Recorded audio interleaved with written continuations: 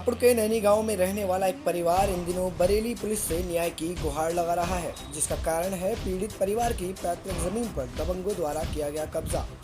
पीड़ित सुरेंद्र के मुताबिक उनका एक भाई जितेंद्र, जो कि दबंग किस्म का व्यक्ति है, उसने पीड़ित सुरेंद्र की पैतृक जमीन पर भाई की शराफत का फायदा उठाकर धोखे से कब्जा कर लिया।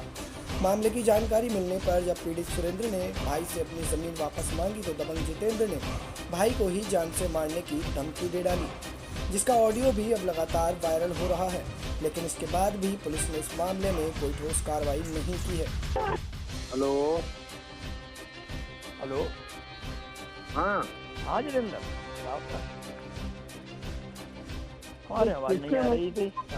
हमारे आवाज नहीं आ रही। अरे दुन्ना के मोबाइल से फोन कर रहे हैं, तुम दुन्ना है? अरे नाला ऐसी बात मत करो, दुन्ना का अरे सारे दुन्ना ने हमारी जिंदगी बर्बाद कर दी। कल नहीं, दुन्ना ने जिंदगी बर्बाद कर दी। ये बात सुनो, हम तो मरने की कगार पे हैं भैया इस समय। देखो भगवान को भजन कर, भगवान को भजन कर। भगवान का भजन नहीं, मरने की कगार पे है इस समय हम। आई तो है, हमने तुमसे एक बात कही है, पिताजी एक बात पिताजी जब बात कही गए हैं, पिताजी का नाम मान लो, पिताजी का नाम लेके तुमने बहुत बड़ा फायदा उठाओ है। असल में एक बात बताओ, तुमने कल हमको भी जब कही कि देखो धमकी दी कि मार रहे हैं, जो करें भाऊ गाई दे रहे, जनार्दन को पीतल निकालते हैं, गोली मारते हैं, ये बात अच्छी नहीं होती हमारी। सुनो सुकेश, क्या सारो दुन्ना 20 आदमी इकट्ठे हो जाए, जितेंद्र का बाल बागा नहीं कर सकते हैं। जितेंद्र ने तो कफन सर पे बांध लिया है। दबंग जितेंद्र कब्जाई गई जमीन पर अपना कब्जा बताता है, जबकि पीड़ित ने बताया कि माता पिता के देहांत के बाद जमीन 4 हिस्सों में बांट दी गई थी, जिसमें जितेंद्र व सुरेंद्र सहित 2 अन्य भाइयों का बराबर का हिस्सा था।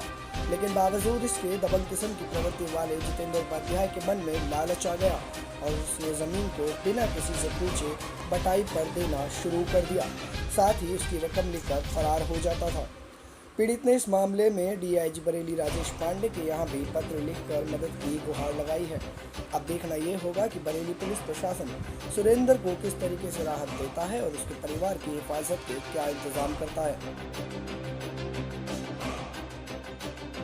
हमारे साथ ये हुआ था, हमारा जो छोटा भाई जितेंद्र है वो परेशान करता है, हमारी जो ज़मीन के पैसे ले जाता है और जब हम विरोध करते हैं तो जान से हमारी धमकी देता है। अभी ज़मीन है आपकी? ज़मीन रामपुर कांकर और लंगड़ा दोनों में है। वर्तमान में आप कहाँ रहते हैं? वर्तमान में नेकनामपुर नानी, थाना बहादुरगढ़, जिला हापुड़। तो आपने इसकी शिकायत की है कि? शिकायत की हमने डीआईजी महोदय से की। क्या कहना है उनका? उनका कहना थाना भमौरा को उन्होंने लिख दिया था कि जाँच होगी, ऐसे कह दिया। तो पुलिस से कितनी आशा है कि पुलिस काम करे आपके लिए? अब उन्होंने तो यही कहा है, चलो तुम्हारी मदद करेंगे, रिपोर्ट लिखाएंगे, ऐसे कह दिया। एक ऑडियो में लगातार वायरल हो रहा है जिसमें 2 लोग आपस में बात कर रहे हैं, क्या है उसमें? उसमें हमारा छोटा भाई जितेंद्र है, वो हमारे बेटे को जान से मारी धमकी दे रहा है कि जान से मार डालेंगे अगर तुम खेली तरफ आए तो। ज़मीन आप चारों भाइयों के नाम है? जी। पूरे आपके नाम भी है? हमारे नाम भी है।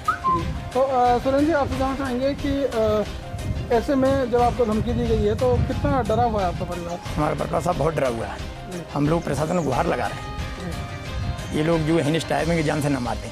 कितनी उम्मीद है आपको प्रशासन होना आपकी?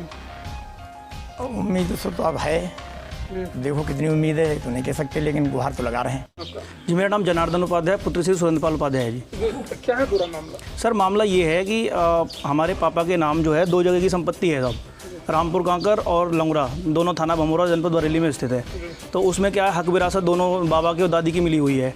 हमारे चाचा और ताऊ और क्या कहते हैं आपके नरेंद्र चाचा, ये सभी लोग मिलकर उस पर अवैध कब्जा करना चाहते हैं सर। आप लोग? मेरे फादर 4 भाई हैं, देवेंद्र, सुरेंद्र, नरेंद्र और जितेंद्र जी। तो उसमें ये है कि जितेंद्र जो है ये हर साल पैसा ले जाते हैं आगे, इस बार भी पैसा ले गए हमारे रामपुर कांकर स्थित सारे खेत का।